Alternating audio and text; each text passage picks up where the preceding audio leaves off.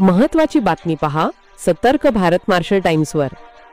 पुण्यात वाढत्या घरफोडींना आळा घालत विमानतळ पोलिसांनी मोठी कामगिरी केली आहे। तब्बल 8 घरफोडींचा उलगडा करत 14 लाख रुपयांचा मुद्देमाल जप्त करण्यात पोलिसांना यश मिळाले आहे। 29 ऑक्टोबर 2025 रोजी दाखल झालेल्या गुन्ह्यात चोरट्यांनी फिर्यादीच्या घराचे कुलूप तोडून 10,51,000च्या दागिन्यांसह रोकड लंपास केली होती। या प्रकरणाच्या तपासासाठी वरिष्ठ पोलीस निरीक्षक गोविंद जाधव यांच्या मार्गदर्शनाखाली विशेष पथक तयार करण्यात आले। पथकाने परिसरातील 250हून अधिक सीसीटीव्ही फुटेज तपासले आणि 3 संशयितांचे हालचाल लक्षात आल्या। तांत्रिक तपास आणि गुप्त माहितीच्या आधारे शिवम औचरनवनाथ मोहिते आणि एका विधी संघर्षित बालकाला पोलिसांनी सापळा रचून ताब्यात घेतले। त्यांच्याकडून सुमारे 10 लाखांचे दागिने आणि गुन्ह्यात वापरलेली दुचाकी जप्त करण्यात आली। चौकशीत आरोपींनी आणखी 7 घरफोडी केल्याची कबुली दिली असून 2,06,000चा अतिरिक्त मुद्देमालही हस्तगत झाला आहे।